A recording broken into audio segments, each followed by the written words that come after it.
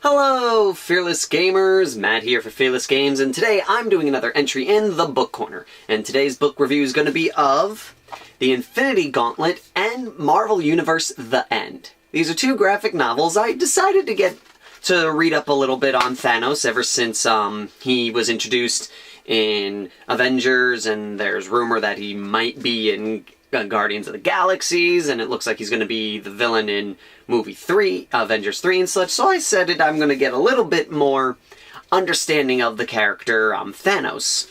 So, I decided to pick up two graphic novels. First one is The Infinity Gauntlet, which seems to be like the staple book right now because of some of the stuff they've been talking about in the other Marvel movies, and Marvel Universe The End, which I noticed Thanos on the cover and all that, but I didn't really think of this. I really wasn't thinking about picking this up because of that. I was told it's actually a really good story.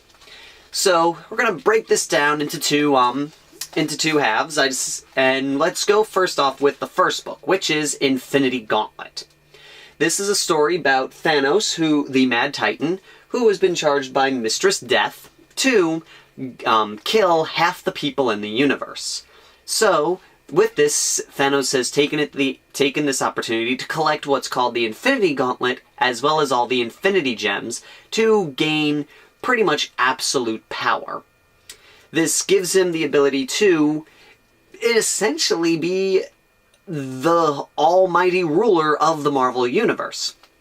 And of course, this puts everyone in a bad spot, since Thanos is indeed mad and power-hungry and obsessed with death. So, all the Marvel heroes gather together to fight against Thanos and the Infinity Gauntlet. But the big question you have to ask yourself is how do you defeat that which is all-knowing and all-powerful? This story is amazing. I'm not big into Marvel unless Dr. Doom was involved, but this story was really, really good. The pacing of the story is really nicely done, and the artwork is phenomenal. And another thing I like about it is the story makes sense. Even with all the high-powered beings and all of the ridiculous power upgrade that Thanos gets with the Infinity Gauntlet, there's never a point where you're just like, really? Or how does that work? Like, there's never any of these questions that really bring up major plot holes in the story. All the characters are very well written, and it doesn't feel like really much any of them are main characters in a sense. Like, you never really feel like, some of the characters were ignored just for the sake of, oh, let's just throw them in there so everyone can see that they exist. And there's a lot of characters in here that you get introduced to without any prior knowledge. You get a good idea of a lot of the characters. And so, in a sense, this could be considered an interesting stepping stone into the Marvel Universe to try and pick out any type of character that you may be interested in following up on. And the pacing is very well done. It is quite a bit of a read because it is fairly thick for a graphic novel. It's not like the Return of Superman or anything like that, but it's still pretty thick, at least in my opinion, for a graphic novel. And I've really had no complaints about this book. The story is very well written, and for all in all, I think it was a really just repeat myself here, I like how it's concluded. I like how it ends with Thanos and the whole Infinity Gauntlet, and it gave me a really good insight to a lot of the Marvel characters and helped me decide if there was any Marvel characters I'd be interested in following other than just scrounging around for graphic novels that involve Dr. Doom. And it also gave me a better understanding of just what's going on in the Marvel movies with the Infinity Gems, spotting the Infinity Gauntlet in Thor, and just gives you a nice idea of where they're coming from with what they're building up in the Marvel films. Doubt that anything in here would be considered spoiler-ish, It's just definitely a nice insight as to a good guideline as to where the Marvel movies may be going with this whole arc. Now, next book, Marvel Universe The End. This is a story where an unexplained supernatural force, beyond understanding and beyond comprehension, is making its way to Earth. And it threatens the very fabric of existence. And the Marvel heroes are essentially forced to team up with the one man they didn't think they would ever team up with, which is Thanos. But how far can you really trust this man and take his word? And that's what you find out in this series. It was best described to me as if Marvel just ran out of stories and decided to run one final story, this would be the one that would end it all, type of thing. It's really good. The art is very nice, especially for more modern-day comic books. I find the enjoy to be very well enjoyable. And, again, the pacing is really nice and really, it never seemed to drag, never seemed to speed up, and you get another great insight into the character Thanos through this. And he does kind of explain his Marvel history to a point, so you go into it without needing to have read 50 or 60 other stories before this. You can stand alone read this, just like with the Infinity Gauntlet. Though there is one or two stories you may want to read before the Infinity Gauntlet, that way you get up to speed too as what's going on in terms of what the Infinity Gauntlet is and where it came from. But this one is a total standalone story. You can just read this and just go with it.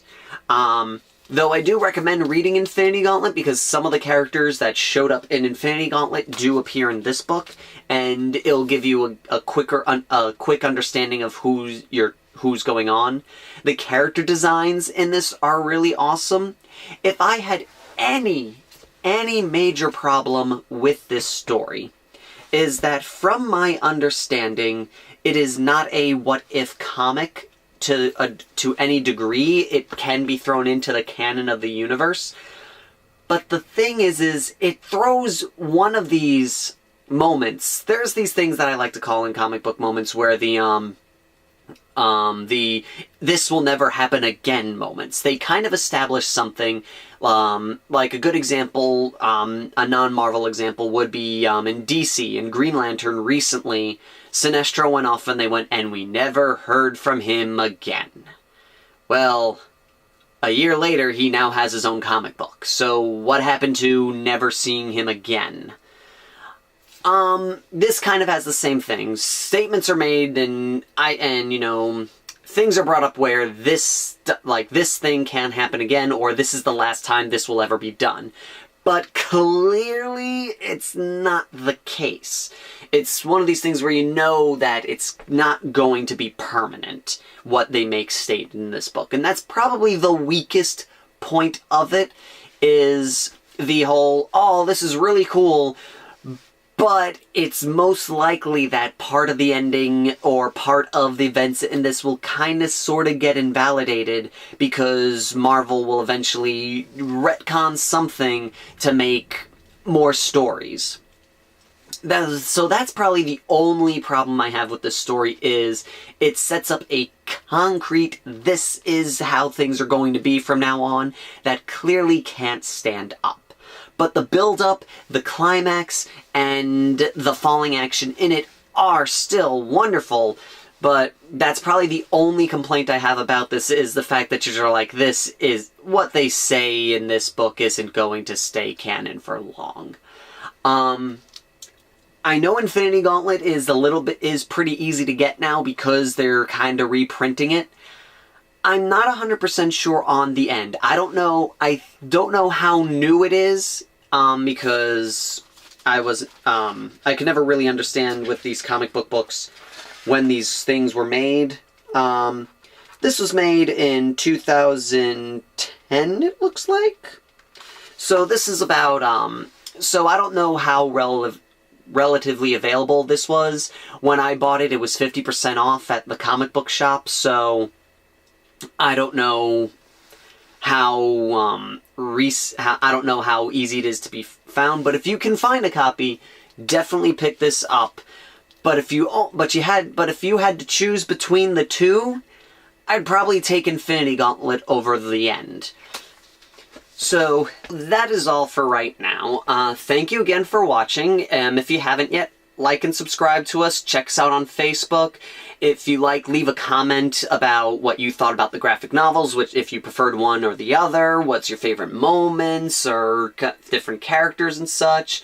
But please try to avoid any major spoilers. That way, anyone who hasn't read the comic books yet can enjoy it without knowing without the ending being spoiled to them or any big major part in the story being spoiled for them.